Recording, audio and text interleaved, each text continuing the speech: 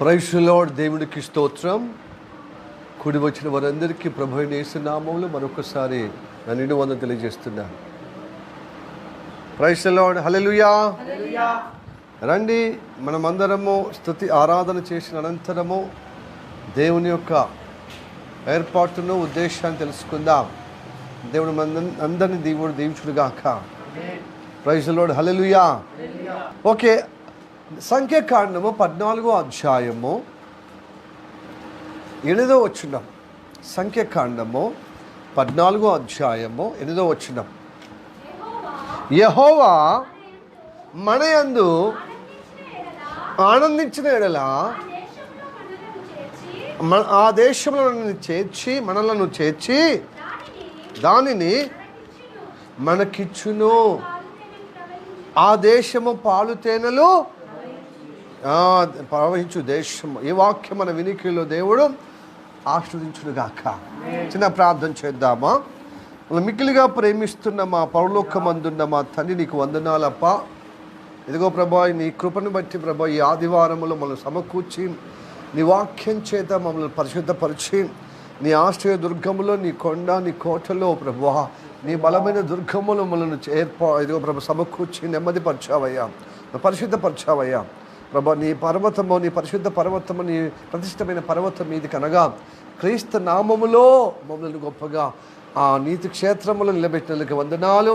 మమ్మల్ని గొప్పగా ప్రతిష్ఠింపజేసిన ఆ పర్వతం తీసుకొచ్చి మమ్మల్ని ప్రతిష్ఠ చేసినందుకు వందనాలు అయ్యా. ఏమాత్రము తల్లి కలుషితం లేకుండా, కల్మిషం లేకుండా పరిశుద్ధపరిచి ప్రభా, ఈ నామానికి మహిమ ఘనత ప్రభావాలు కలుగునట్లుగా మమ్మల్ని నడిపించినందుకు వందనాలు. అందుకోసమే నీకు స్తుతి ఆరాధన చేసినప్పుడు నీకు మహిమ ఘనత ప్రభావాలు పొందుకున్నామని నమ్ముచున్నా.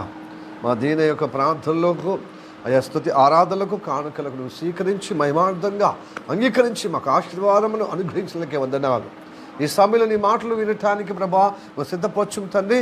ఆయా పరిపూర్ణంగా విధేయత కలిగి నీ మాటకు అపేక్షతో ప్రభా వినగలిగే మనసు, ప్రభా వినగలిగే చెవులు ఇదిగో గ్రహించే మనసు మాకు ప్రసాదించుము. దుష్టుని ప్రభావం యావత్తు తొలగిపోయి నీ ప్రభావంతో, నీ శక్తితో, నీ జీవంతో, నీ ప్రణాళికబద్ధంగా మేము నిలబడటానికి నడిపించబడుటకు ప్రభా మమ్మల్ని మేము సమర్పణ చేసుకుంటూ యేసయ్య నామములో ప్రార్థించి అడిగి వేడుకుంటున్నాము పరమ తండ్రి. Amen. May the god bless you. Praise the lord. మంచి కూర్చుందాం. ప్రియా దేవుని బిడ్డలారా, ఈ వాక్య భాగము, చదవబడిన వాక్య భాగం సందర్భము ఇదివరకు మనము గత ఆదివారము మనం విన్నాం. ఏంటంటే దేవుడు మోషే ద్వారా కాదేశు బర్నయ్య అనే ప్రాంతము నుంచి వెళ్ళి అరణ్యములో, ఆ ప్రాంతములో 12 గోత్రకర్తల యొక్క ప్రధానులను ఏర్పాటు చేసుకొని 12 మందిని ఆ యొక్క దేవుడు చూపిన స్థలము ఎలా ఉందో ఒకసారి చూడండి అని వేగుల వారుగా, గుడాచారులుగా మరి అక్కడికి మరి స్పైగా పంపించాడు. పంపించినప్పుడు వాళ్ళ సమాచారం అందుకొని 40 రోజులు వ్యవధితో వచ్చారు. 40 రోజులు ముగించుకొని వచ్చారు. వచ్చిన తర్వాత ఆ సమాచారము 10 మంది ప్రధానులేమో, ఆ గోత్రకర్తల ఆ ప్రధానులేమో ఏమన్నారంటే అది మంచి దేశమే, దాంట్లో సందేహమే లేదు. కానీ అక్కడ ఉన్న మనుషులు చాలా భయంకరులు, వాళ్ళని స్వాధీనపరచుకోవడం కష్టము. వాళ్ళ చేత మన కత్తివాత మరణించడమే, కత్తివాత పడడమే, వాళ్ళ యొక్క కత్తి చేత మనము మన ప్రాణాలు అర్పించుకోవడమే ఉంటుంది. అందుకోసం మనము పోవడం కష్టము. మనం తిరిగి ఆ బానిస బ్రతుకులైనటువంటి కానాను దేశము కంటే ఐగుప్తు దేశంలో మళ్ళీ తిరిగి పోవట మనకు సురక్షితం. ఎందుకంటే అక్కడ మరణాలు లేవని, అక్కడ మనకు సమాధులు లేవని ఈ అరణ్యములో గుండె నడిపిస్తూ మళ్ళీ ఎక్కడికి, వాళ్ళ ద్వారా మనకు ప్రాణ సంకటం కలిగించుటకే, మరణం పొందుకోవడమే, వాళ్ళతోని ప్రాణ సంకటం కొని తెచ్చుకోవడమే అని చెప్పి ఆ భయపడ్డారన్నమాట. అవిశ్వాసం ద్వారా, స్థిరమైన మనసు లేక అవిశ్వాసం ద్వారా బలహీనమైపోయారు. అయితే దాంట్లో యెహోషువ కాలేబు, నూను కుమారుడైనటువంటి యెహోషువ, ఎఫ్రాయిము గోత్రానికి చెందిన నూను కుమారుడైన యెహోషువ, తర్వాత యూదా గోత్రానికి చెందిన నూను కుమారుడైన కాలేబు. ఏంటిది? యొప్పెన్న కుమారుడైన కాలేబు. వీరు మాత్రము అలా వద్దు అలాగద్దు, మీరు తొందరపడి నిర్ణయం తీసుకొని సర్వ సమాజాన్ని కలవరపరచద్దు. మీరు కలవరపడి మీరు అవిశ్వాసముగా చేసి ఇతరులను అవిశ్వాసంగా భయభ్రాంతులు గురి చేసే విధంగా చెప్పొద్దు. అట్లాగా దేవుడు ఇంతగా ఈ అభయ అరణ్యములో అనగా ఈ అరణ్యములో మనల్ని కాపాడుతూ సంరక్షిస్తూ పోషిస్తూ శత్రు రాజ్యాల మీద మనకు జయమును కలగజేస్తూ ఉన్న దేవుడు, ఇంత అద్భుతం చేసిన దేవుడు ముందు కూడా చేస్తాడు కదా. మనం ఎందుకు నమ్మలేకపోతున్నాం? దేవుడు నిశ్చయముగా ఆ దేశాన్ని మనకు స్వాధీనపరుస్తాడు. అయితే ఒక కండిషన్, అయితే ఒక విషయము, దేవుడు మన యందు ఆనందించాలి. మన యందు దేవుడు ఆనందిస్తే మనము చేరవలసిన స్థలములో, ఆ గమ్యములో, ఆ దేశంలో మనల్ని చేరుస్తాడు. ఆ దేశము పాలు తెనులు ప్రవహించే దేశము. Praise lord. హల్లెలూయా, హల్లెలూయా. ప్రియ దేవుని బిడ్డలారా, ఈ సర్వ సమాజము, ఈ 10 మంది గోత్రకర్తల ప్రధానులకు, ఆ మూల పురుషులకు అనగా ఆ ప్రధానులకు, ఆ వేగుల వారుగా చూసిన ఆ ప్రధానులకు, ఈ సర్వ సమాజముతో చెబుతున్న మాట మనతో దేవుడు మాట్లాడుతున్నాడు. నిజంగా మనకు కూడా దృష్టాంతముగా ఇజ్రాయెల్ ప్రజలను చూపిస్తూ ఆ పోలికగా ఆ రూపముగా, ఆ దృష్టాంతంగా మనకు ఒక కానాను కూడా ఉంది. ఏది? పరమ కానాను. అక్కడికి తీసుకుపోవటానికి దేవుడు ఈ ఐగుప్తు అనే ఈ లోకం నుండి మనం విడిపించి అనేకమైన అద్భుతాలు మన జీవితంలో చూపించాడు. కాబట్టి ఇంతవరకు ఈ మజిలీ వరకు నడిపించబడేది ఆయన కృపను బట్టి, ఆయన చేసిన అద్భుతాలను బట్టే కదా. ఇంతో కాస్త కూస్త దేవుడు మన జీవితంలో ఆరోగ్యం ఇచ్చాడు, ఆర్థిక స్తోమత ఇచ్చాడు, గొప్ప గౌరవపదంగా ఈ సమాజంలో బ్రతకటకు ఆయన సాక్షాత్తంగా నడిపించబడుతున్నాం. మనం ఏమై ఉన్నామో ఆయన దయ కదా. ఎందుకంటే దేవుడు ఏమంటున్నాడు? మిమ్మల్ని ఏర్పరచుకొని ఈ లోకములో ఉన్న సకల జనులకు మిమ్మల్ని ఘనతగా నిలబెడతాను, తలెత్తుకునే విధంగా నిలబెడతానన్నాడు. ఆ నిలబెట్టిన ఆ అనుగ్రహము పొందుకునే క్రమములోనే నడిపించబడుతున్నాం కదా. అయితే ఈ మన జీవితంలో ఎదురవుతున్నటువంటి పరిస్థితులు, సమస్యలను బట్టి మనం జడియొద్దు. ఈ 10 మంది జడిసి ఈ 10 మంది యొక్క సమాచారం ద్వారా సర్వ సమాజం కల్లోలం అయిపోతుంది. సర్వ సమాజం అంతా అవిశ్వాసముతో నింపబడి వారి గుండెలు బరువెక్కిపోయి కలవరానికి, కలతకు కారణమవుతుంది, దుఃఖానికి కారణమవుతుంది. ప్రియ దేవుని బిడ్డలారా, అద్భుతాలు చూస్తున్నాం, అనుభవిస్తున్నాం. దేవుడు అంటే మనకు విశ్వాసము, దేవుని మాట అంటే మనకు లక్ష్యమే. కానీ ఈ అవిశ్వాసము ద్వారా దేవుని మాటను అలక్ష్యంగా చేసిన వారంగా అవుతాం.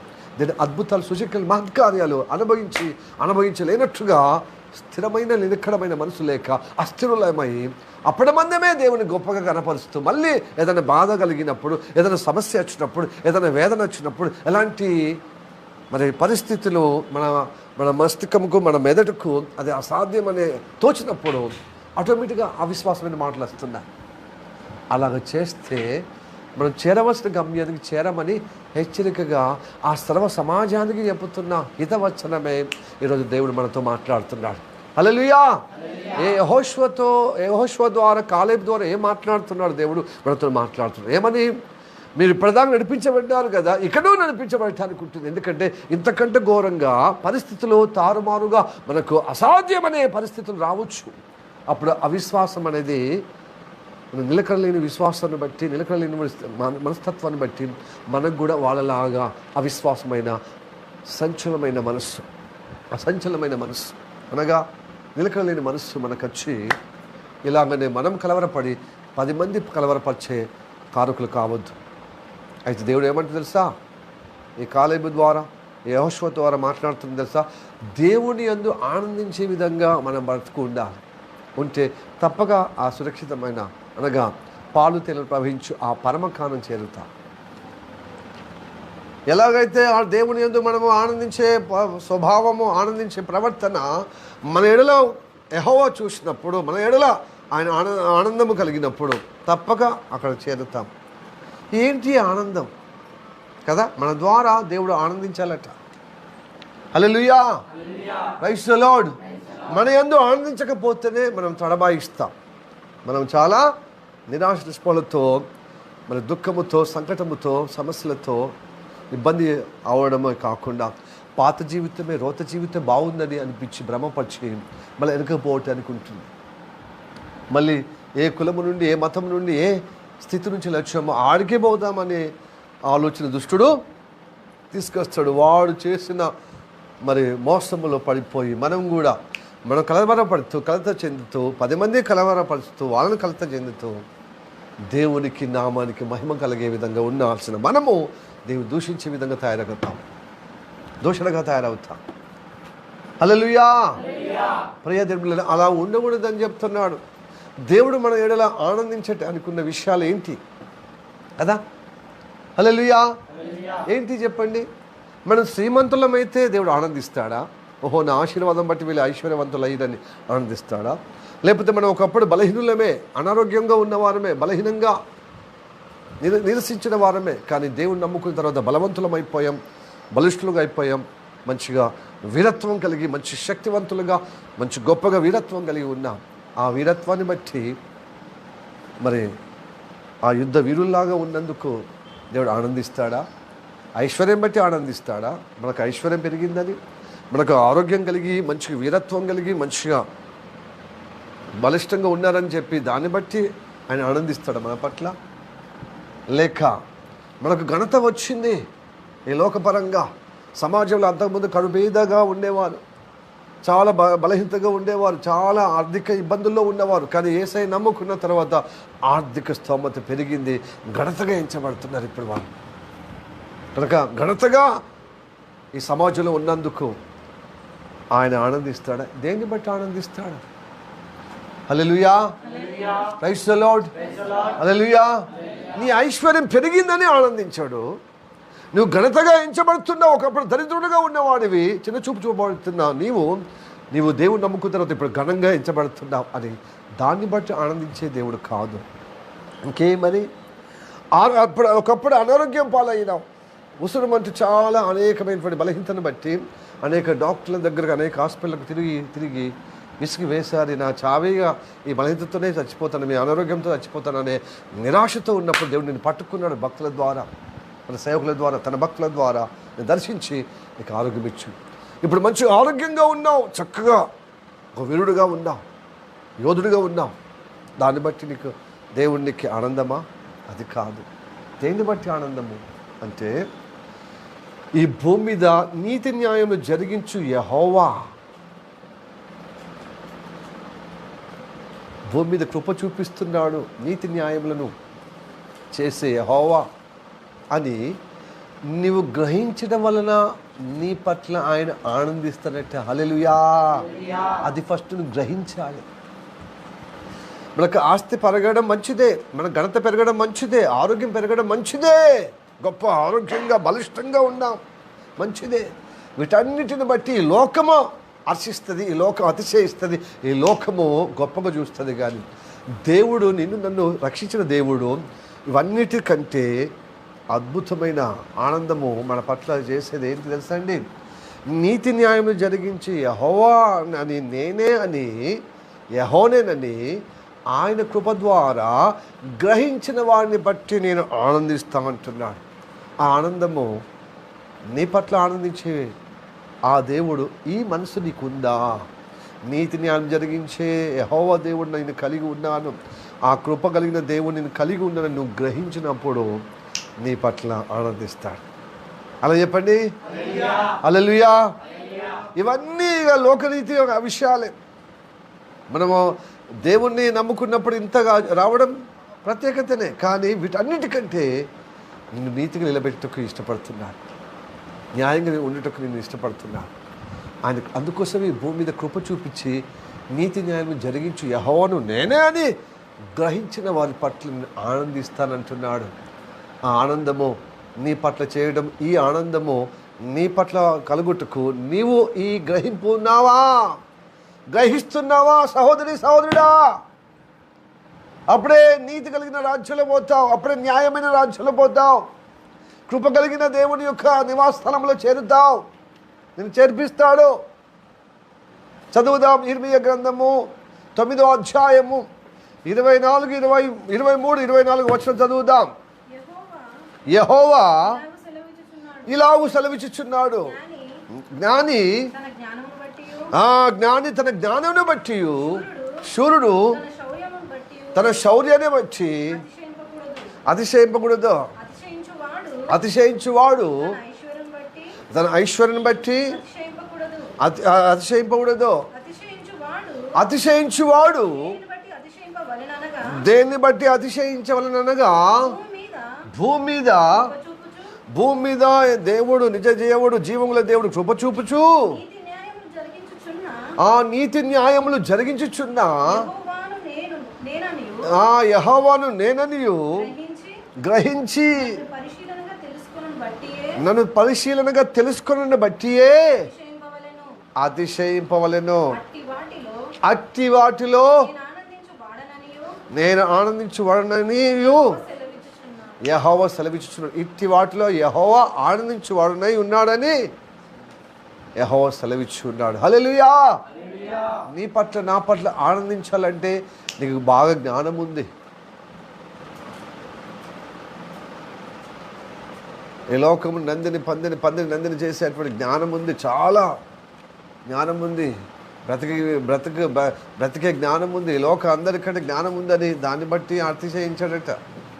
ఐశ్వర్యం బట్టి అతిశయించాడు అంటే ఆనందించాడట. నీ పట్ల నీకు అతిశయం ఉండదు కావచ్చు, కానీ దేవుడు నీ పట్ల ఆనందించాడు. నీ ఐశ్వర్యం పెరిగినా, జ్ఞానం పెరిగినా. అలాగనే ఇంకా వీరుడుగా అంటే ఆరోగ్యంగా ఉన్నందుకు దేవుడు ఆనందించాడు నీ పట్ల.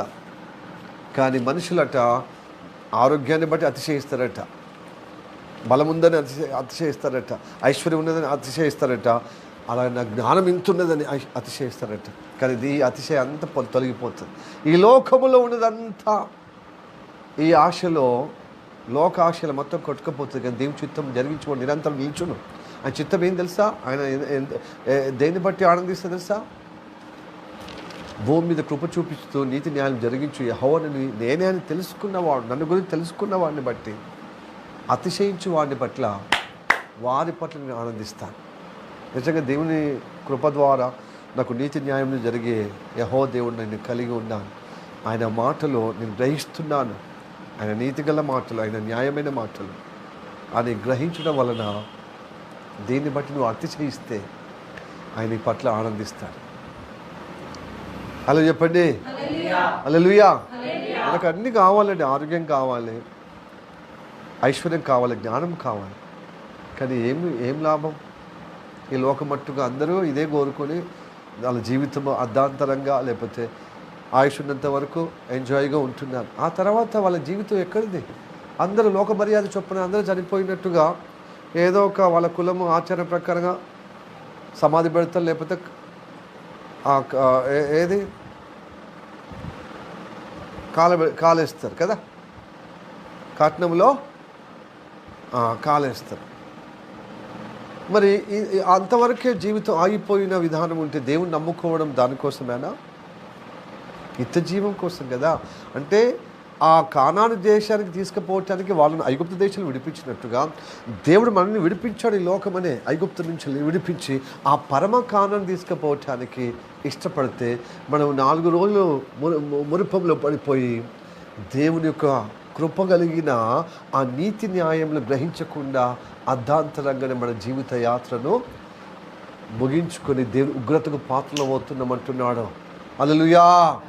ఇదే సర్వ సమాజం చేసిన పెద్ద మోసం, పెద్ద నష్టం, పెద్ద కొని తెచ్చుకున్న గొప్ప నష్టం అండి. ఈ 10 మందిని చెప్పుతున్నది సర్వ సమాజము కల్లోల పడే పరిస్థితి ఏం తెలుసా?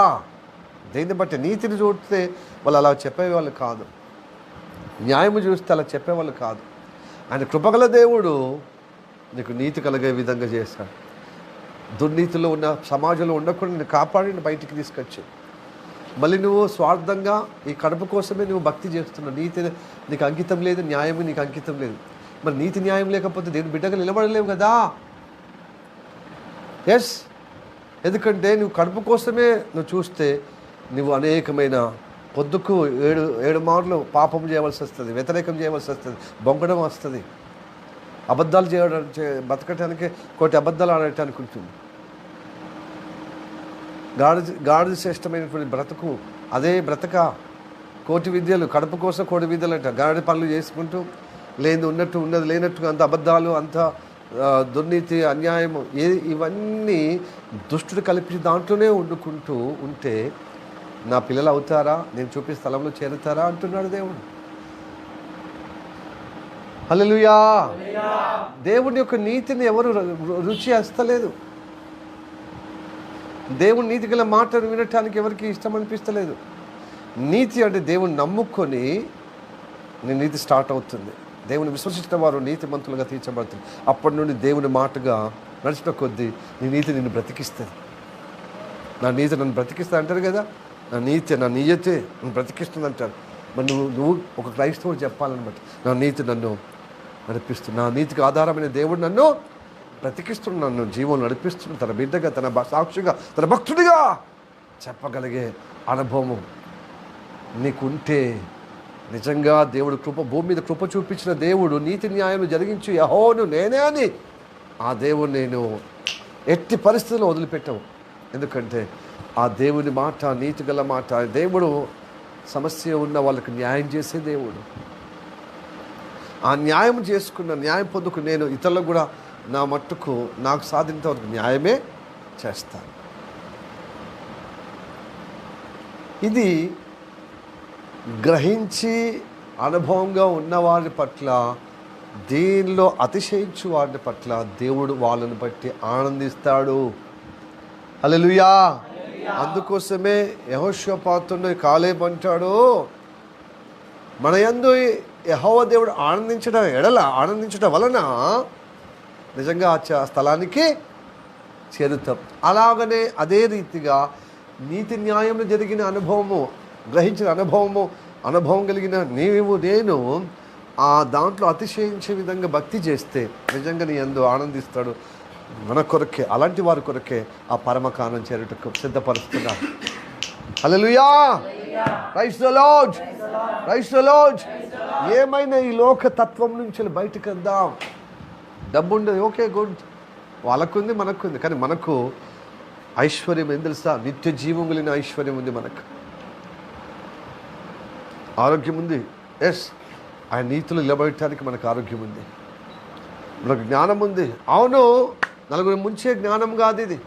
పరలోకం ఆయన ఎందు భయభక్తులు కలిగిన జ్ఞానము కలిగిన, ఆయన నీతిలో, ఆయన న్యాయంలో నడిచే అనుగ్రహం ఉంది. కాబట్టి దేవుని కృపను బట్టి నేను అతిశయిస్తున్నాను. నాకు అలాంటి నీతి న్యాయంలో దేవుడు నాకు గ్రహించే మనసు ఇచ్చాడు. వాక్యము గ్రహించే అనుగ్రహము, ఆశీర్వాదం నాకు ఇచ్చాడని దీన్ని బట్టి అతిశయిస్తే నీ పట్ల ఆనందిస్తాడు. హలో చెప్పండి. హల్లెలూయా. ఇలాంటి వారికి మీ పితరులైనటువంటి అబ్రహాము, ఇస్సాకు, యాకోబు ఇలాగనే ఉన్నారు. కాబట్టి మీ పితరులు ఎలా ఏర్పరచుకున్నానో అలాగ మిమ్మల్ని ఏర్పరచుకుని సకల జనులకు ఘనతగా పైవారుగా నిలబెడతానంటున్నాడు. నీతిగా ఉన్నప్పుడు పైవారుగా ఉంటారు, న్యాయంగా ఉన్నప్పుడు పైవారుగా ఉంటారు. నువ్వు అనుభవంగా ఉంటూ నలుగురికి అదేవిధంగా సాక్షిగా ఉంటే మీ పైవారుగా ఉంటారు. దీన్ని బట్టి మిమ్మల్ని బట్టి ఆనందిస్తాడు. Hallelujah. Praise the lord. Hallelujah. Hallelujah. చదువుదాం. ద్వితోపదేశ కాండం 10వ అధ్యాయం 15వ వచనం. ద్వితోపదేశ కాండము 10వ అధ్యాయము 15వ వచనం చదవండి ఒకరు.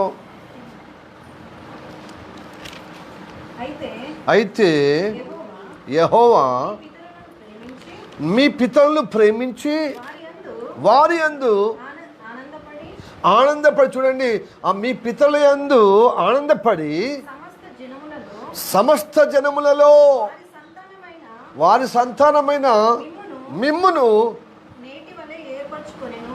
నేటి వలె మీ పితరులు ఏర్పరచుకున్నట్టుగా నేటి వలె మిమ్మల్ని ఏర్పరచుకొని నేను గొప్పగా సకల జనుల అందరికంటే మీ పట్ల ఆనందించి గొప్పగా నీతిమంతులుగా న్యాయములో ఉన్న బిడ్డలుగా మిమ్మల్ని ఘనతగా అభివృద్ధిగా పైవారుగా చేస్తానన్నట్టుగా మీరు కానాను చేరే విధంగా ఏర్పరచుకున్నాను అంటున్నాడు. హల్లెలూయా. Praise the lord. ద్వితోపదేశకాండం 10వ అధ్యాయం 15వ వచనంలో మీ పితరుల వలె, మీ పితరులు అంటే ఎవరు? పితరులు మూలము అబ్రహాము, ఇస్సాకు, యాకోబు, తర్వాత యోసేపు, యూదా, వీరందరూ పితరులు. భక్తి కలిగిన వారందరూ పితరులు అన్నమాట. వాళ్ళని పట్ల నేను ఆనందించబడ్డాను కాబట్టి వాళ్ళను సకల జనుల అందరి మధ్యలో వాళ్ళు ఏర్పరచుకొని గొప్పగా వాళ్ళని నిలబెట్టారు. కనుక వారి కడుపు పుట్టిన మిమ్మల్ని కూడా సకల జనుల మధ్యలో మీరు ఏర్పరచుకొని అలాంటి ఆశీర్వాదంలో మీ పట్ల ఆనందిస్తూ ఏ వాగ్దానం అయితే మీ పితలకు చేశాను ఆ వాగ్దానం నేను తీసుకుపోతాను, గొప్పగా సురక్షితంగా ఉంచగలిగే విధంగా మిమ్మల్ని మీకు తోడుగా ఉంటాను. అయితే మీ పట్ల నన్ను ఆనందింపజేయటకు, మీ పితరులు ఎలాగ ఆనందించాను అలాగ ఆనందించుటకు మీరు విశ్వాసమైన జీవితంలో నీతి న్యాయములు కలిగి మీరు గ్రహించి ముందుకు సాగాలంటున్నాడు. హల్లెలూయా. గ్రహించి కలిగి ముందుకు సాగండి అంటున్నాడు. దేవునికి స్తోత్రం. హల్లెలూయా. కాబట్టి ప్రియ దేవులారా, మనం ప్రతి ఆదివారం వచ్చింది నీతిమంతులు స్థిరపరచబడటానికి, న్యాయంగా పొందుకోవటానికి, ఆయన ఆశీర్వాదం న్యాయంగా పొందటానికి. ఇతరులకు కూడా మనం న్యాయం చేయాలి. మనం కడుపు కోసము మనం మోసపోయి ఇంకోళ్ళు మోసం చేసే విధంగా తయారు కావద్దు. అదృష్ట సంతానంగా పోతాం, అపవాది సంతానంగా పోతాం, మీ లోక మనుషులుగా పోతాం. కాబట్టి మనం భక్తి చేసేది నీతిగా బ్రతకటం, న్యాయంగా ఉండి ఇతరులకు న్యాయం చేయటానికి. Hallelujah. Praise the lord. Praise the lord. ఈ నీతికి న్యాయ స్వరూపుడైనటువంటి యేసయ్య ఈ భూమి మీదకి వచ్చినప్పుడు ఒక్కొక్క క్రియ చేసినప్పుడు ఏమన్నాడు? ఇతడు నా ప్రియ కుమారుడు, ఇతని యందు నేను ఆనందిస్తా అన్నాడు. అందుకోసం ఇతని మాట మీరు వినాలే. వింటే మీకు న్యాయం దొరుకుతుంది, వింటే మీకు నీతి దొరుకుతుంది. దేవుని వాక్యము న్యాయమైనది కనుక, నీతి కలిది కనుక మీరు లోబడితే నీతి కలుగున్నట్లుగా మీకు ఆశీర్వాదం వస్తుంది. యేసయ్య ఏమన్నాడు? నీతి కలుగున్నట్లుగా అందరూ దేవుడిచ్చిన సంకల్పం చొప్పున బాప్తిసం తీసుకోవాలి.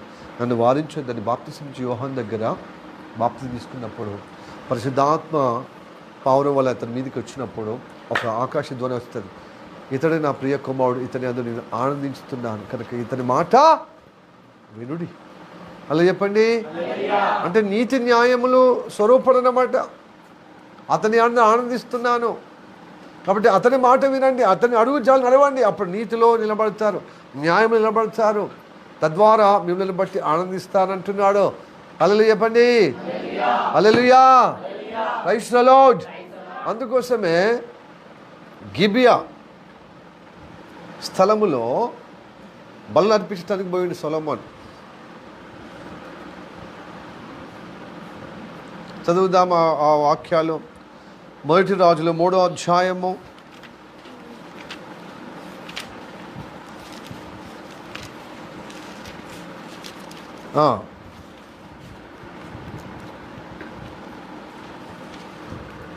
'Praise the lord. హల్లెలూయా. 4వ వచనం, 3వ అధ్యాయం 4వ వచనం. గిబియోను ముఖ్యమైనటువంటి ఉన్నత స్థలమై ఉండెను గనక బలులు అర్పించుటకై రాజు అక్కడికి పోయి ఆ బలిపీఠం మీద 1000 దహన బలులను అర్పించెను. హల్లెలూయా. గిబియోను అనేక స్థలాలు, ఉన్నత స్థలాలు పాతకాలంలో ఉండేటి. దావీదు దేవుని ఆలయము ఆ యొక్క యెరూషలేం కట్టక మునుపు ఆయా ప్రాంతాల్లో ఉన్నత స్థలాలని మరి బలులు అర్పించేవారు. దాంట్లో గిబియోను ఒకటి. గిబియోను స్థలం వెళ్ళి బలులు అర్పించారు. ఆ రాత్రి అక్కడ బస చేశారు. అప్పుడు రాత్రిలో కనబడుతున్నాడు సొలొమోనుకు దేవుడు కనబడి, సొలొమోను నువ్వు బలి అర్పించావు కదా, దహన బలి అర్పించావు కదా, నీకేం కావాలో నిన్ను అనుగ్రహిస్తాను అంటే, తండ్రి నీ దాసుడైన నా తండ్రి అయిన దావీదు అనుకూలంగా నువ్వు చేసుకున్నావు, నీకు అనుకూలంగా ప్రవర్తింపజేసుకున్నావు. ఆయన ఎలాగా నీ కృప ద్వారా అతన్ని నీ సంకల్ప చొప్పున నెరవేర్పుగా అతను ఎన్నుకున్నావు చూడు. ఎన్నుకొని తన యొక్క సంకల్పము నీ సంకల్పం నెరవేర్చే విధంగా నడిపించావు చూడు. మరి ఆయన తర్వాత ఆయన సింహాసనం మీద నన్ను రాజుగా నియమించావు. నేను చిన్న వయసులో నియమించావు. నేను బాలుడను, నా జ్ఞానము లేదు. కాబట్టి నాకు నీతి న్యాయం కలిగేటువంటి జ్ఞానము నాకు ప్రసాదించు. ఎందుకంటే ఈ విస్తారమైన జనాంగము ఉన్నటువంటి ఈ రాజ్యానికి ఈ చిన్న వయసులో పిన్న వయసులో ఈ బాలుడైన మనస్తత్వం కలిగిన నాకు పెద్ద రాజ్యభారం ఇచ్చావు. మరి నీ ప్రజలకు న్యాయం చేయుటకు నాకు న్యాయం తెలియదు. వాళ్ళకి నీతి కలుగుటకు నాకు నీతి కలిగిన జ్ఞానం లేదు. కాబట్టి నీతి న్యాయం జరిగించుటకు నాకు జ్ఞానం ప్రసాదించు. అలాంటి ఆశీర్వాదం నాకు దయచేయమని అడిగాడనమాట. ఇది ఎవరు అడుగుతలేరు మనం. ఇవి అడిగితే మీ పట్ల దేవుడు ఆనందించి అదనంగా మీకు ఐశ్వర్యం ఇస్తాడు, అదనంగా మీకు ఘనత ఇస్తాడు, అదనంగా మీకు ఆరోగ్యం ఇస్తాడు, అదనంగా మీకు ప్రతి అవసరత మహిమలో తీరుస్తాడు. మరి ఊహించని విధంగా అద్భుతం జరుగుతుంది. అసలుది ఎసరు పెట్టుకొని అంత తోకలు అడుగుతాం. కాబట్టి ఆ తోకలు అడిగితే ఏమవుతుంది అంటే తోకగా ఉన్నది కూడా ఆశీర్వాదం లేకుండా పోయే విధంగా, దిగజారిపోయే విధంగా అవుతాం. ఇచ్చిన రక్షణ కూడా పోగొట్టుకునే విధంగా దిగజారిపోతాం ఆ తోకలు ఈకలు పట్టుకొని. ఎందుకంటే మనకు ఐశ్వర్యము దేవుడు ఇస్తాడు కదా, ఘనత, ఈ లోక జ్ఞానం, చెడిపోయే జ్ఞానం ఎందుకు? మనము నీతి అడగాలి, నీతిగా బ్రతకటకు అడగాలన్నమాట. న్యాయంగా నేను ఉంటూ నలుగురికి సమస్య వచ్చినప్పుడు న్యాయంగా తీర్పు చెప్పటానికి, న్యాయమైన వాళ్ళ సమస్యకు న్యాయం చేసే విధంగా నన్ను నిలబెట్టుమయ్యా. ఇవి అడిగితే శబాష్ బిడ్డ, నా మనసు గెలుచుకున్నా అని చెప్పి నీకు ఐశ్వర్యం ఇస్తాడు. సొలొమోను ఐశ్వర్యం అడిగాడా ఇవ్వటానికి? ఘనత అడిగాడా? విజయం అంటే శత్రు పైన విజయం అడిగాడా? అడగలే. నువ్వు నచ్చిన విధానం నాకు నచ్చిందని చెప్పి అదనంగా అడిషనల్గా ఐశ్వర్యం ఇచ్చాడు, ఘనత ఇచ్చాడు. నీ రాజ్యములో నిన్ను పరిపాలన ఉన్నంత వరకు సమాధానం కలగట్టుకు చుట్టుపక్కల రాజ్యాలన్నింటి మీద జయం కలగజేస్తారు. శత్రు రాజుల మీద నీతో సమాధానం కలిగి ఉంటారు అని నెమ్మదిపరిచాడండి. హల్లెలూయా, ప్రైజ్ ది లార్డ్.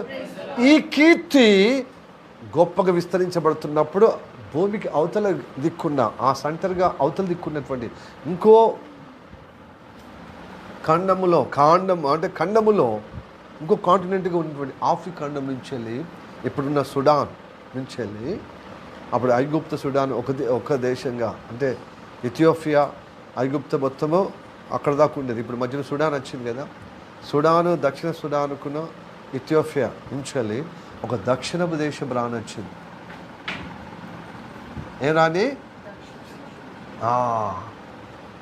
ఆయన మహిమ చూసేటకు, ఆయన కీర్తి చూసేటకు, ఆయన గొప్ప ఘనత చూసేటకు, ఐశ్వర్యం చూసేటకు ఆమె వచ్చి నా దేశంలో విన్నది అప్పుడే అబ్బరా అనిపించింది. కానీ ఇప్పుడు నేను కళ్ళలో చూసినప్పుడు నేను చూసేదానికంటే నేను సగం కూడా వినలేదు. ఇప్పుడు నాకు అర్థమైంది, నిజంగా నువ్వు ధన్యుడవు. అందుకోసమే నువ్వు నీతిగల రాజుగా, నీ ప్రజలు ధన్యులు. పొద్దున లేస్తే జ్ఞానవాక్యం, ఆత్మవాక్యం నేర్చుకున్నట్టుకు నీ నుండి నీ దగ్గరికి వచ్చి సమస్యలు ఉన్న వారికి సమస్య తీర్చుకునే విధంగా న్యాయం పొందటానికి వస్తున్నారు. నీతి వాక్యాల చేతి వాళ్ళు బలపరచబడుతున్నారు. కాబట్టి నిజంగా నీ పట్ల దేవుడు ఆనందించుటకు ఈ దేవుడి రాజ్యం అయినటువంటి ఈ యెరూషలేములో, ఈ యూదా దేశంలో, ఈ ఇజ్రాయెల్ దేశంలో రాజుగా నియమించాడు. నీ పట్ల దేవుడు ఆనందిస్తున్నాడు. హల్లెలూయా చెప్పండి. మొదటి రాజులు 10వ అధ్యాయం 9వ వచనం చదువుదాం. నీ యందు ఆనందించి నేను ఇశ్రాయేలు మీద రాజుగా నియమించిన నీ దేవుడని యెహోవా స్తోత్రము కలుగునుగాక. యెహోవా ఇశ్రాయేలు అందరూ శాశ్వతమైన ప్రేమ చేత ప్రేమింపబడుతూ శాశ్వతమైన ప్రేమ చేత ప్రేమించను గనుక నీతి న్యాయములు అనుసరించి రాజకార్యములు జరిగించుటకు నిన్ను రాజుగా నియమించాను. హల్లెలూయా. ఈ లోకంలో నిన్ను భక్తుడిగా నియమించాడు. నేను చీకటి నుండి ఆశ్చర్యకరమైన వెలుగులోనికి పిలిచిన వాని యొక్క గుణములను కలిగుటకు, ఆయన గుణం ఇదే, నీతి న్యాయములు జరిగించుటకే రాజుగా ఎన్నుకున్నాడు. కనుక నీవు ఈ లోకానికి రాజు నువ్వే. నీలో నీ నీతిని చూసి నలుగురు నేర్చుకోవాలి. నీ న్యాయమును, ఆయన తీర్పు చూసి ఆ సమస్య నుండి విడుదల పొందుకోవాలి. అలాంటి గొప్ప అనుగ్రహము నీకు నాకు ఇచ్చిన ఈ ఘనతను బట్టి అతిశయిస్తూ మనము ఆత్మీయతలో ముందుకు సాగితే నిన్ను బట్టి దేవుడు ఆనందిస్తాడు. ఇది దేవుడు కోరుకుంటున్నాడండి. ఇది లేకపోతే మధ్యలో కాట కలిపి నానా అవస్థలు పడతా, శోధన పడతా. ఇదిగో ఈ 10 మంది ఏ విధంగా అడుగోలు, ఓ దిక్కేమో దేవుని గొప్ప దేవుడు అంటారు, మళ్ళీ కాసేపట్లోనే మళ్ళీ లోపల పురుగు తిరిగినట్టుగా, మెదట్లో పురుగు తిరిగినట్టు, దేవుడు మంచోడైతే మరిగా ఉన్నతమైన దేహులుగా, అంటే చాలా బలశాలులు అయినటువంటి వాళ్ళ దగ్గరికి తీసుకుపోయి వాళ్ళ కత్తి చేత మనకు మరణ సంకటం ఎందుకు తీసుకొస్తాడు? నిజంగా దేవుడు అంత మంచివాడు కాదు అని చెప్పి సనుగు గునుగుతూ మళ్ళీ వెనకపోతున్నారు. ఐగుప్తు దేశమే ఆడ మరణాలు లేవని, ఆడ సమాధులు లేవని ఇది తీసుకొచ్చి మనల్ని గొర్రె తీసుకొచ్చి వాళ్ళకు బలి అర్పించటానిక, వాళ్ళ కత్తివాతకు మా ప్రాణాలు బలి కొనటానిక అని చెప్పి దేవునికి వ్యతిరేకంగా మాట్లాడుతూ సనుగారు, ఉరిగారు. ఇప్పటిదాకా అద్భుతాలు, సూచకలు, మహత్కార్యాలు చేసినప్పుడు మా దేవుడు ఇళ్ళలో లేడు, విశ్వంలో లేడని ఆహోహాని హర్షించిన వారు, ఆయన గణపరిచిన వారు, ఆయన మహిమపరిచిన వారు, ఇదిగో మళ్ళీ ఇది వ్యతిరేకంగా ఈ పాత పాట ఎందుకు మాట్లాడుతున్నారు? స్థిరంగా లేదు మనసు. వాళ్ళకి నీతి న్యాయాలు జరిగించుతాడు యెహోవా, ఆయన కృప చూపించేవాడని వాళ్ళ హృదయంలో వెలిగింపబడలేదు, కదిలించబడలేదు. చాలా భక్తులు ఇట్లనే జీవిస్తున్నారండి. ఒక గురి లేదు, దరి లేదు, ఏదో బతుకుతున్నా. ఏసై అయితే మంచిగా ఆరోగ్యం ఇస్తుంది. ఈ ఆరోగ్యము 10 మందిలో ఉన్నటువంటి ఈ తత్వము ఈ లోకంలో కూడా అదే కదండి. ఆ దేవతలు నమ్ముకుంటేనే వాళ్ళకి ఆరోగ్యమో లేకపోతే ఐశ్వర్యమో వాళ్ళ ఘనత ఉంది కాబట్టి మా దేవుడు ఇస్తున్నాడు. కానీ మనకిచ్చిన గొప్ప ధన్యత వాళ్ళకి లేదు కదా. వాళ్ళకి నీతి న్యాయం కలిగిన రక్షణ లేదు కదండి, నిత్య జీవం లేదు కదండి. నీతిగా బ్రతకాలని, న్యాయంగానే ఉండాలని ఆ దేవుడు మన యొక్క జీవితంలో విమోచించిన అనుగ్రహం వాళ్ళకి లేదు కదా. వాళ్ళకు అలానే పాపశాపం అనే ఈ లోకంలో ఉంచుతూనే ఏదో కులం, ఏదో మతం అని ఒక ధర్మం, ఒక పద్ధతులు చూపిస్తూ ఇదే న్యాయం, ఇదే నీతి అంటారు. ఆ న్యాయము వారి క్షేమం ఉందా చెప్పండి? కాబట్టి ప్రతి కులం యొక్క నీతి న్యాయాలను చూపించుకుంటూ ఇంకో కులాన్ని ద్వేషిస్తున్నారు. మానవత్వం లేకుండా పోతుంది. అందుకోసం చంపుకుంటున్నారు. రాజకీయంలో కులం అనేది వచ్చేసింది, మతం అనేది వచ్చేసింది. వారి వర్గంలో కాపాడుకుంటూ వాళ్ళ వర్గానికి వ్యతిరేకం ఉంటే కథ చంపేస్తున్నారు. ఆ కుల పొలను, మత పొలను, ఎవరినైనా వాళ్ళకి అనుకూలంగా లేకపోతే స్వార్థం. అందుకోసం అంబేద్కర్ అన్నాడు, ఏ కులం మీదైనా, ఏ మతం మీదైనా నీతి అనే పునాది మీద కట్టలేదు. కట్టరు. దేవుడి యొక్క శాసనమే నీతి కలిగిన పునాది మీద మనం కట్టబడుతున్న విధంగా మనం న్యాయంగా బ్రతకటానికి, నిత్య జీవంలో స్థిరపరచబడి ఆ పరలోకానికి చేరే విధంగా మనల్ని భక్తులు నడిపిస్తున్నాడు. కనుక మన ప్రవర్తనలు నీతి కనబడాలి, మన యొక్క కార్యములో న్యాయం కనబడాలి. అదే దాన్ని బట్టి దేవునికి ఆనందము, మనకు ఆశీర్వకరం. హల్లెలూయా చెప్పండి. హల్లెలూయా. మనకు ఆశీర్వదిస్తాడు, మన పట్ల ఆనందం కలుగుతుంది కాబట్టి మనల్ని ఆశీర్వదిస్తాడు. ఇది కావాలి. అన్యాయం ఎన్నటికైనా మనము ప్రమాదం ఆ దుష్టుని సంబంధించింది. వాడు అన్యాయస్తుడు, వాడు దుర్నీతి, వాడు దుర్నీతి మనకు తగదు. అది లోకంలో ఉన్న వారికే చెల్లిన, కానీ మనకు కాదు. అందుకోసం మనల్ని గొప్పగా ఏర్పరచుకున్నాడు. మనల్ని ఏర్పరచుకున్న వాళ్ళు కూడా మళ్ళీ అడ్డగోలుగా బ్రతకడము అది సహించలేడు. ఈ 10 మందిలో చేరిపోతాం. అందుకోసమే ఈ యెహోషువ, కాలేబు అంటారు, దేవుని యందు మన యందు ఆనందిస్తే మనం తప్పక చేరుతాం. ఎలా ఆనందిస్తాడు? నీతి న్యాయములు జరగాలి మన జీవితంలో. ఫస్ట్ మనకు కృప చూపించి, భూమి మీద కృప చూపిస్తూ నీతి న్యాయములు జరిగించి యెహోవా నేనే అని గ్రహించి తెలుసుకున్నవాడు వాళ్ళని బట్టి ఆనందిస్తున్నాను. ఎందుకంటే నా దేవుడు దొరికిన, ఆ గొప్ప దేవుడు దొరికిన నువ్వు అతిశయించాలన్నమాట.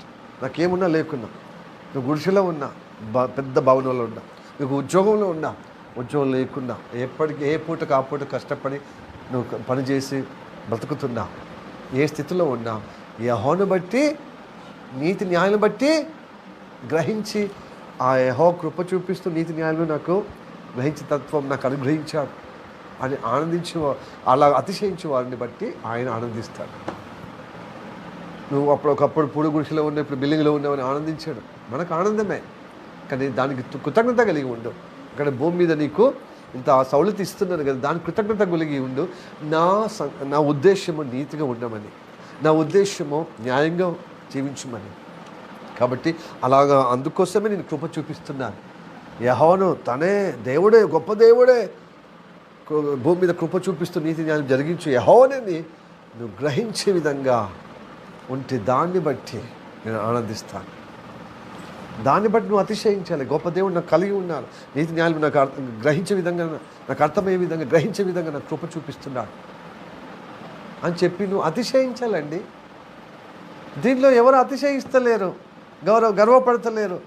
ఏమున్నది, ఓళ్ళు బండ్లు అయితే బండ్లు, ఓళ్ళు అయితే శాశ్వతం కాదు. ఇప్పుడు నేను ఉన్నాను, నేను కనబడుతున్నాను. ఇప్పుడు రేపటికి ఎప్పటికో 10 సంవత్సరాలకో 20 సంవత్సరాలకో, లేకపోతే 5 సంవత్సరాలు, లేకపోతే వచ్చే సంవత్సరంలో, లేకపోతే 1 నెలలో, లేకపోతే వారం రోజుల్లో ఏముంటుంది.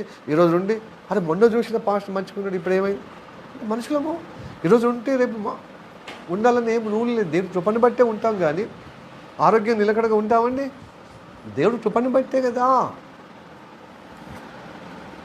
అంటే ఆరోగ్యం లేనప్పుడేమో దేవుడు మంచివాడు కాదు, ఆరోగ్యం ఉంటేమో దేవుడు మంచివాడా? అలాగ భక్తి, స్వార్థమైన భక్తిలో ఉండొద్దని దేవుడు చెప్తున్నాడు. హల్లెలూయా.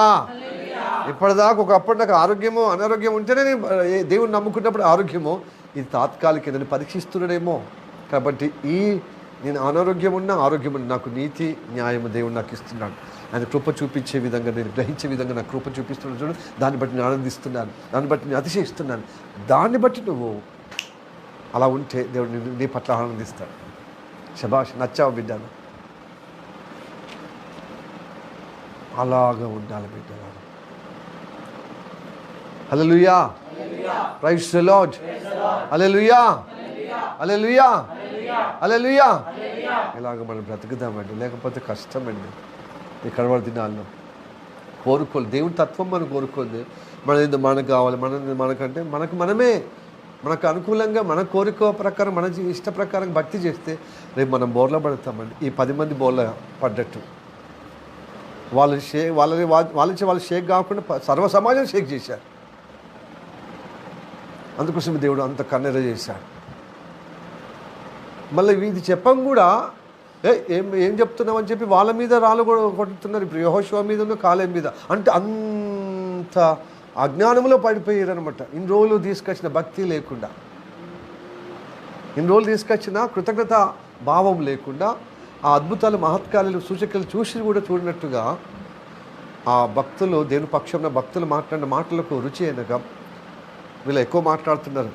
ఇవి చెప్పి మనల్ని మళ్ళీ అక్కడికి తీసుకుపోతున్నారు. ఎక్కడికి? కానాన్ దేశం తీసుకపోతే వాళ్ళు చాలా కత్తి చేత వాళ్ళు మనల్ని చంపేసే విధంగా ఉన్నారు. వీళ్ళు మన ప్రాణాలు తీసే విధంగా మాట్లాడుతున్నారు వీళ్ళు అని చెప్పి, ఈ మాటల వాళ్ళకి రుచించకుండా తల ఒక రాయి తీసుకొచ్చుకొని పట్టుకొని కొడదామని చూస్తున్నప్పుడు, అప్పుడు దేవుడు సర్వ సమాజంలో ఆ ప్రత్యక్ష గుడారంకి దిగి వచ్చిందన్నమాట. ఏం చేస్తున్నారా అని చెప్పి మందలించడానికి. కాబట్టి ప్రియ దేవుని బిడ్డలారా, అలాగా 10 మందిలో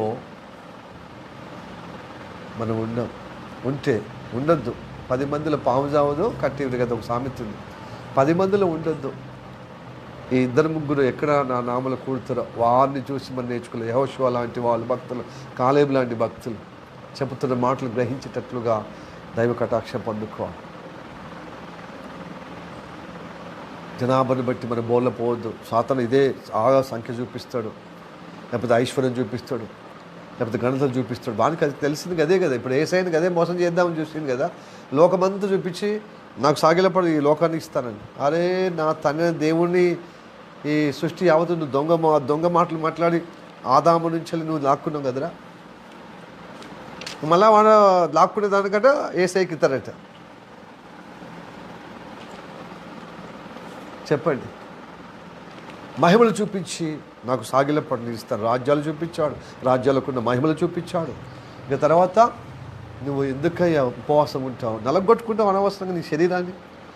ఇదిగో ఈ రాళ్ళను రొట్టెలుగా మార్చి, అంటే ఏంటిది బ్రోకర్ దందా చేస్తే, లేకపోతే గాడి చేష్టలు, గాడి ఏంటి అట్లనే కదా, రాళ్ళను పైసలుగా రాళ్ళుగా చేస్తారు కదా, అట్లాగా ఈ బ్రతుకుమన్నాడు. ఏంటి ఎట్లా బ్రతుకుమంటాడు వీడు, గాడి చేష్టలుగా బ్రతుకుమంటున్నాడు, మాయలుగా మంత్రాలుగా బ్రతుకుమంటున్నాడు. దేవుడు అన్నాడు, యేసయ్య అన్నాడు, వాక్య స్వరూపుడే వాక్యమైన దేవుణ్ణే వాక్యంతో శోధించడం చూస్తున్నాడు. దేవుడి నుండి వచ్చిన ప్రతి మాటలు జీవం ఉంది, అది మనుషులను బ్రతికించును. రొట్టె వల్ల కాదు జీవము. ఒక సహోదరుడు రామన్, ఇప్పుడు ఆయన అరెస్ట్ అయిన కాంచెలే నీళ్ళు అంటే అన్నం తింటలేడట, ఇప్పుడు ఉంటలేడండి ఆయన. మనం 3 రోజులు 2 రోజులు ఉపవాసం చేయగానే అబ్బా నేను చేస్తున్నాను చెప్పుకుంటాం. ఒక అన్యుడు చేస్తున్నాను, దేవుడు నమ్మతలేడు అంటున్నాడు కదా, నేను నాస్తికవాదం అంటున్నాడు కదా ఆయన. ఒక నాస్తిక వ్యక్తి మరి తల్లిదండ్రులు, ఇప్పుడు చాలామంది క్రైస్తవులు దేవుని సరిగ్గా బోధించకుండా ఉంటే వాళ్ళు ఎలా అయిపోతారు, నాస్తికులుగా అయిపోతారు. దేవుడు లేడు దయ్యం లేడని చెప్పి.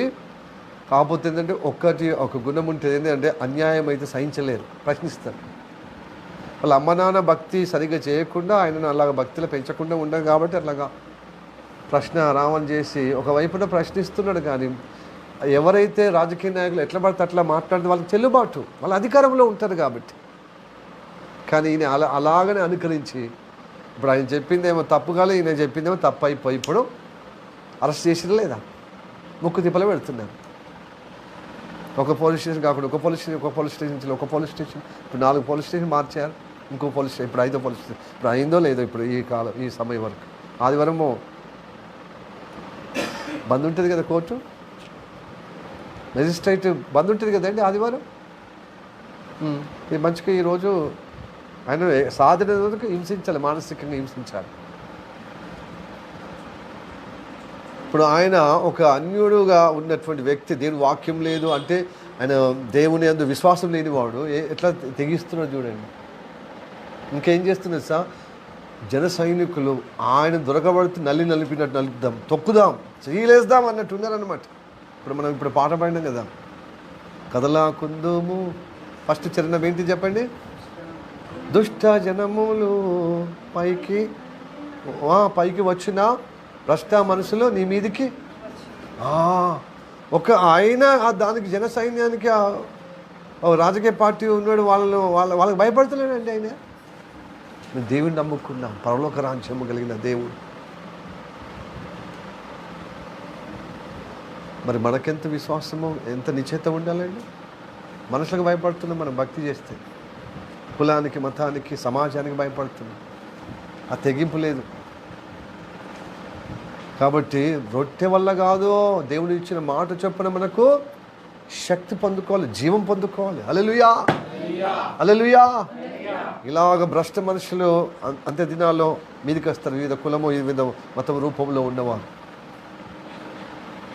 దేవుడు సువార్త చేస్తే కొడతలేరండి, సువార్త చేసే వాళ్ళు కూడా ఇట్లనే.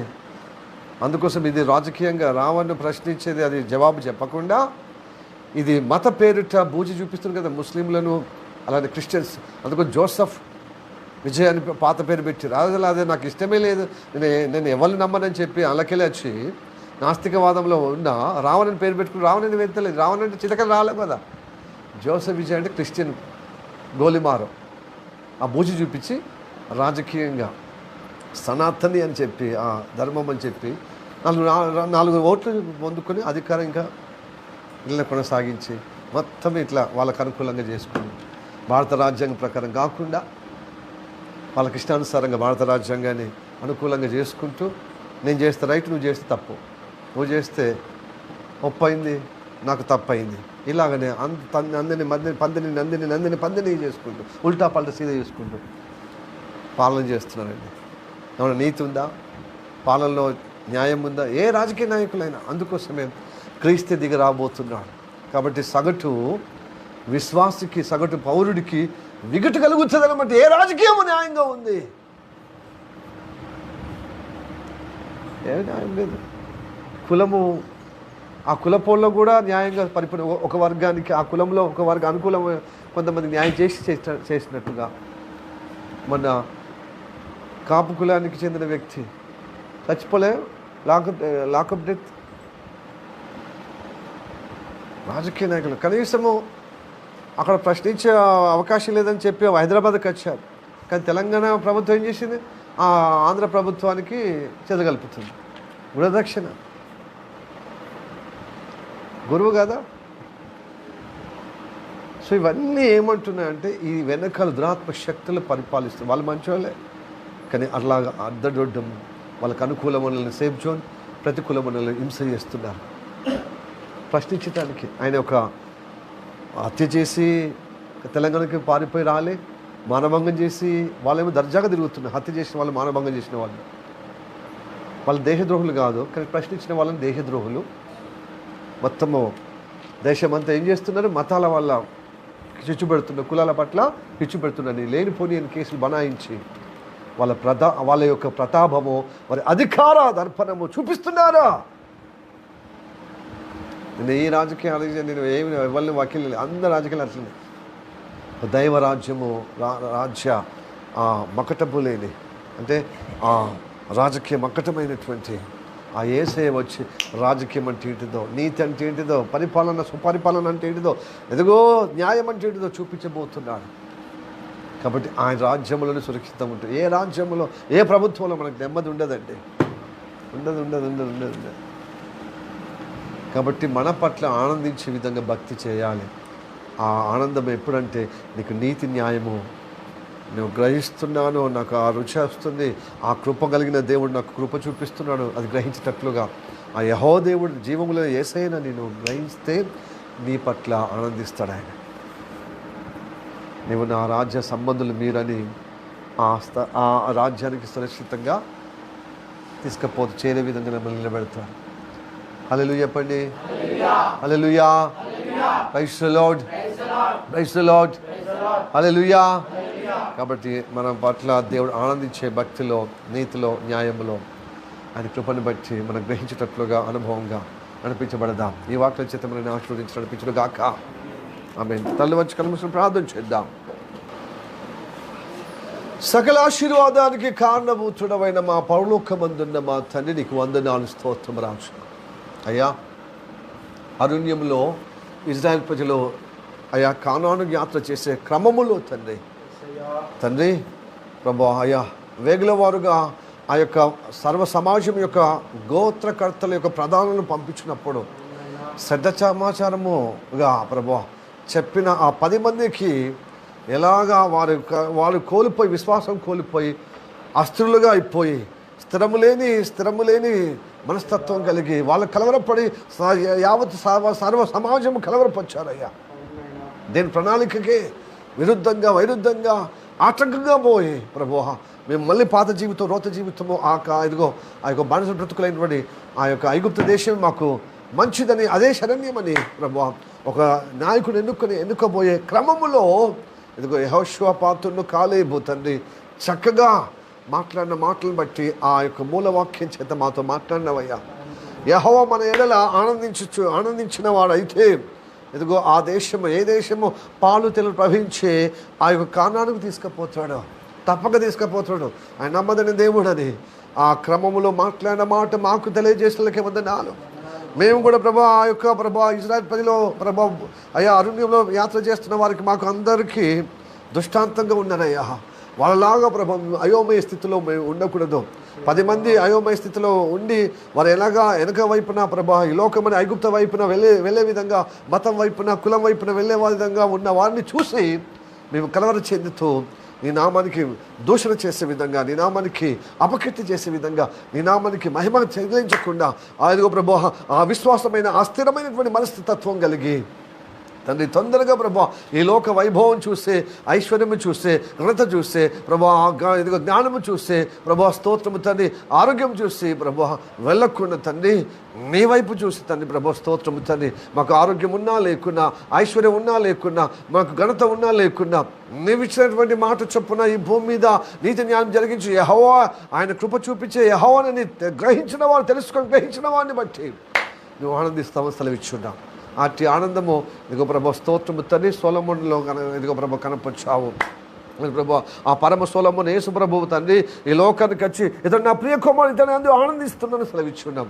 ఆయన మాటలో ప్రభు నీతి ఉందయ్యా, ఆయన మార్గంలో న్యాయం ఉందయ్యా. అందుకోసం ప్రభు నీతి న్యాయం జరిగించు. ఇగో యేసయ్య మాట విన్నప్పుడు తండ్రి ఆయన కృప చూపిస్తూ తన భక్తులు తన వెంబడించిన వారికి ఇదిగో అది అనుగ్రహిస్తాడు.